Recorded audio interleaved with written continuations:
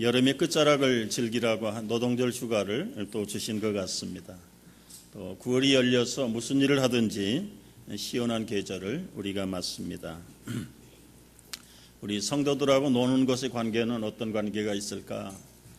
대개 믿음으로 살려고 하면 노는 것은 마치 금기시하는 경향도 없지 않아 있습니다. 그러나 하나님이 우리를 창조하신 것은 사실은 이렇게 힘들게 고되게 교회만 신앙생활에만 매달리라고 주신 것은 아닙니다.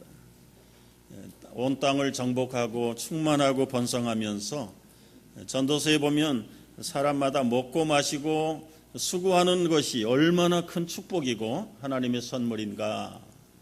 그래서 때로는 잘 즐기는 법도 또 노는 것도 주의 사명이라는 것도 깨닫고 잘 놀 수 있게 되기를 바랍니다. 그 대신에 주일은 빼지 말고 주일 빼고 나면 사실 놀 시간들이 부족하다 하는 얘기를 많이 듣습니다.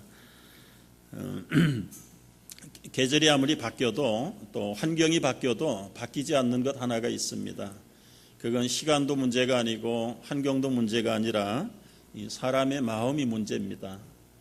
그래서 여름에도 그 열려진 계절 아닙니까? 그런데 여름을 보고도 슬퍼하는 사람은 가을이 돼도 슬퍼하고요. 겨울 되면 더 외로움을 느낍니다. 지긋지긋한 겨울이 끝나고 찬란한 봄이 오면 찬란해서 더 슬프다네요. 그래서 그 마음 자세가 언제나 슬픔과 때로는 우울적인 기질을 가지고 있기 때문에 환경이 어떤 환경이든지 관계없이 그는 늘 외로움의 사람이고 슬픔과 더 나아가서는 영적인 침체에 빠지는 그런 성격을 가지고 있는 사람이 있습니다. 사람마다 기질과 성격이 다 다양한 것 사실입니다. 그래서 오늘은 특별히 계절이 바뀌었지만 움직이지 않고 변화가 없는 우리들의 영혼의 깊은 속에 자리 잡고 있는 그 어두움의 세월들, 긴 고난과 시련의 밤을 통과하지 못하는 우리의 그 심령에 관한 문제를 같이 한번 여러분과 다뤄보려고 하는 생각입니다. 인생을 살면서 밝고 명랑하게 쾌활하게 산다면 얼마나 좋을까요? 그러나 그것이 전부는 아니죠. 원치 아니하는 시련과 고난이 있고 때로는 어두운 세월을 보낼 수밖에 없는 그런 상황을 만나게 됩니다. 또 긴 고난의 밤을 통과하기도 합니다. 특별히 시편 77편은 아삽이라는 사람이 내적으로 엄청난 갈등과 시련과 어려움의 터널에서 하나님께 호소하고 부르짖는 내용이 시편 77편입니다. 이 아삽이라는 시인은 해만과 여두둔이라고 하는 세 사람 일컬어서 쓰리 컨덕터입니다. 하나님의 성전에서 찬양을 맡은 하나님을 앞장서서 찬양하는 찬양 인도자가 바로 여기 아삽이라는 사람, 그리고 풋노트에 나와 있는 대로 여두둔이라는 사람.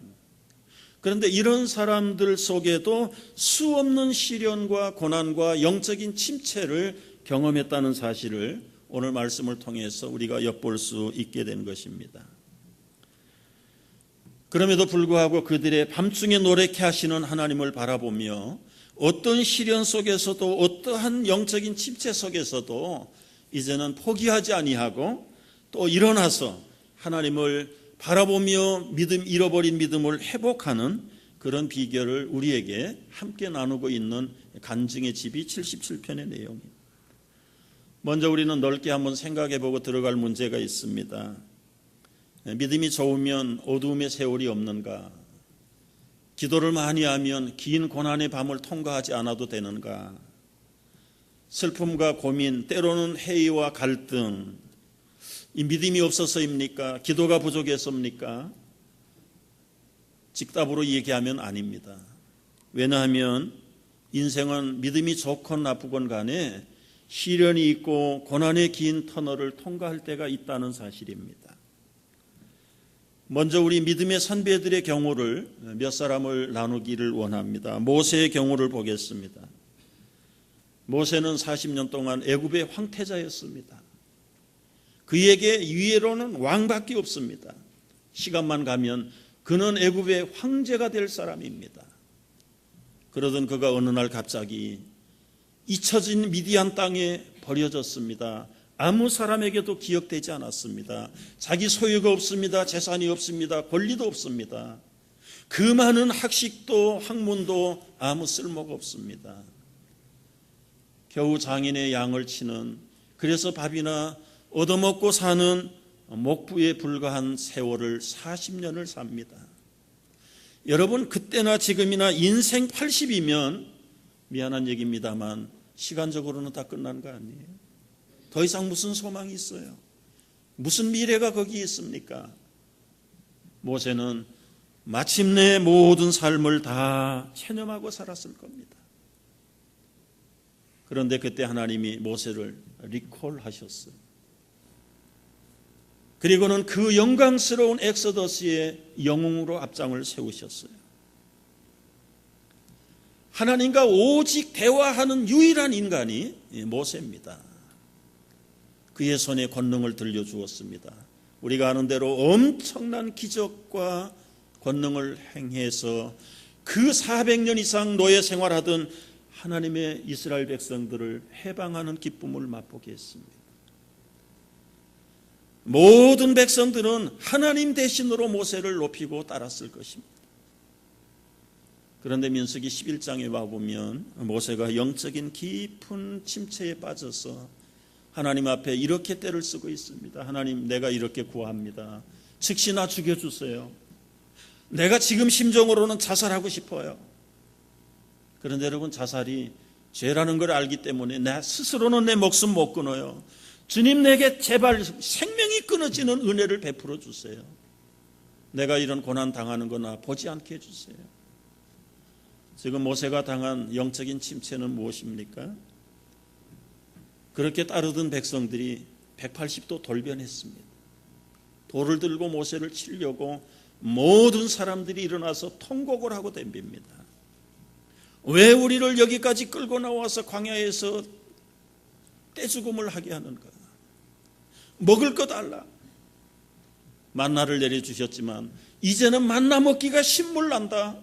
고기 좀 먹게 해달라. 차라리 노예 생활할 때 주인들의 밥상에 떨어진 부스러기라도, 먹다 남은 고기라도, 먹다 버린 마늘 부추라도 생각이 그리워서 견딜 수 없다. 모세는 하나님의 사람이라는 표시가 조금도 나지 않는, 그야말로 탐욕과 인간의 육욕의 본능으로 정난하게 덤벼드는 백성들을 보면서 환멸하기 시작합니다. 견딜 수가 없습니다. 해도 너무합니다. 배운 망덕도 이런 배운 망덕이 없습니다. 탈진하고 포기해요. 모든 의욕이 다 사라집니다. 하나님, 내 스스로는 목숨 못 끊지요. 나 좀 제발 데려가 주세요.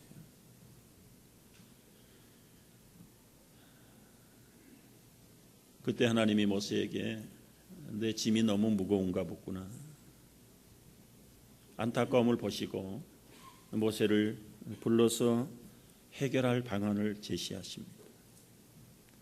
너 혼자 짐을 져서 너가 너무 무겁구나. 아론이 있지만 미리암이 있지만 그들에게도 중과 부족이다. 짐을 같이 나눠질 수 있는 족장의 대표들을 뽑아라.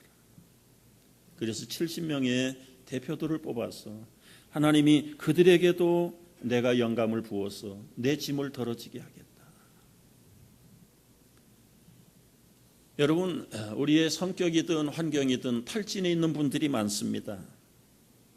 가정에서 탈진해 있고, 직장에서 사업에서 탈진해 있고, 심지어 기쁨으로 섬기고 봉사해야 되는 교회에서도 탈진해 있는 사람들이 많습니다. 지금 모세가 당하고 있는 탈진의 원인은 너무 혼자 짊어지기에 짐이 많은 것입니다. 가정에서 가정을 이끌어가는 가장들도 어깨가 무겁습니다. 그 무거움이 오래 가다 보면은 마침내는 탈진하고 번아웃 됩니다. 쓰러집니다. 어떻게 해야 합니까? 하나님이 제안한 방법이 있습니다. 짐을 나눠줘야 합니다. 더 이상 체면으로 위선으로 가리지 마십시오. 그 가족들에게도 알리십시오. 부인에게도 남편에게도 알리십시오. 그래서 짐을 같이 져야 합니다. 사람들이 나눠질 수 없는 짐이라면 주님이 기다리고 계십니다. 수고하고 무거운 짐진 자들아 내게로 오라. 내가 너희를 편히 쉬게 하리라고 말씀을 하셨습니다. 모세가 당하고 있는 영적인 딜레마는 따르고 순종해야 될 백성들이 오히려 돌변하는 것이 지도자들의 고민입니다. 함께 나눠질 사람들이 없는 거예요. 여러분, 작지만 여러분의 가정을 이끌어가는 가장들의 애안을 아십니까? 작은 사업이지만 그 사업체를 이끌어가는 오너들의 그 아픔과 고민과 갈등을 아십니까? 성경적인 사람이라면 직접이든 간접이든 내게 이익의 관계가 없다 치더라도 소속의 한 지체라면 그 짐을 함께 져야 합니다. 모세는 하나님이 제안하신 방법을 통해서 그의 죽고 싶은 영적인 침체에서 벗어나고 해결함을 받았습니다. 모세에게 믿음이 없어서 그런 시련을 당한 것일까요? 아니지요. 기도가 부족해서 그랬습니까? 아닙니다. 지도자에게도 모든 사람에게도 밝음이 있으면 어둠이 있다는 것을 보여주는 것이죠. 불의 사자라고 불리었던 엘리야의 영적인 침체를 보십시오. 그는 갈멜산에서 엄청난 850대 1의 승리자였습니다. 신앙의 챔피언이었습니다. 그런데 노름나무 밑에서 죽기를 갈구하고 있습니다. 주여 내 생명을 거두소서. 주여 내 생명 거두어 주소서. 승승장구 지칠 줄 모르던 엘리야가 왜 이렇게 됐습니까? 이것도 역시 아주 업앤다운된 그의 기질 속에 문제가 있다고 봅니다. 여러분, 사람들 마음속에는 다 우울증 기질이 있어요. 우울증의 특징은 우울한 것만 아니에요. 기쁨이 함께 있는 거예요. 그래서 우리말로는 조울증이라고 그러죠. 조울증. 좋을 때는 꼭대기까지 올라갑니다. 아마 갈멜산의 챔피언이 됐을 때는 아마 조증이었을 거예요. 그런데 엘리야가 낙심하고 포기하고 좌절할 때, 노듭나무 밑에 파김치가 돼서 포기할 때는 완전히 우울증의 중환자가 되어버린 것입니다. 우리의 신앙 속에 또 기질 속에 이런 업앤다운이 심할 때가 있어요. 어떻게 해야 됩니까? 성격과 기질은 고칠 수가 없다고들 보통 믿어요. 또 고칠 필요도 없어요. 사실은 고쳐지지도 않아요. 그러면 본능적으로 태어난 선천적인 우울증이나 소극적이고 내향적인 그런 성격의 사람들은 어떤 믿음을 가져야 되는지, 외향적인 사람에 비해서 볼 때는 대개 그런 사람들이 믿음이 시원치 않습니다. 뜨겁지도 않습니다. 그렇다고 차갑지도 않아요. 뭔가 진보가 보이지 않습니다. 발등에 벌어진 본인의 영적인 문제조차 해결함이 없는 그런 사람들이 바로 이 엘리야 같은 사람. 엘리야로서는 도저히 자기 문제를 해결할 길이 없어요. 의욕을 잃어버리고 죽기를 포기하고 그래서 거기에서 생애를 좌절 속에 던져버렸을 때 하나님이 맡으셨어요. 여러분, 우리도 때때로 하나님의 힐링의 터치를 받아야 되는데 엘리야는 만져주셨는데 왜 나는 안 만져주시는가? 한 가닥 붙잡고 있는 것이 있기 때문에 하나님은 그거 놓기를 바라요. 인간적인 방법이든 인위적인 신앙이든 간에 내가 붙들고 있으면 하나님은 끝까지 그거 놓기를 기대해요. 그거 놓고 떨어지면 하나님이 받으시는데 그거 놓지 않고 안 떨어진단 말이지. 그런데 엘리야는 기질이든 성격이든 간에 다 두 손 들어서 항복해버린 거예요. 그때 하나님이 그를 책임지십니다. 천사를 보내서 물을 먹입니다. 떡을 먹입니다. 그리고 어루만져 주셨다고 그랬어요. 힐링 타치예요.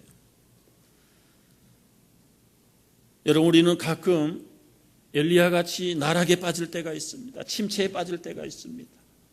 만사가 귀찮고 모든 의욕이 다 사라지고 그렇게 용맹스러웠던 갈멜산의 챔피언이 지금 패배자가 되어서 도망자가 됐습니다. 하인들도 종들도 멀리 떼버리고 혼자 들어갔습니다.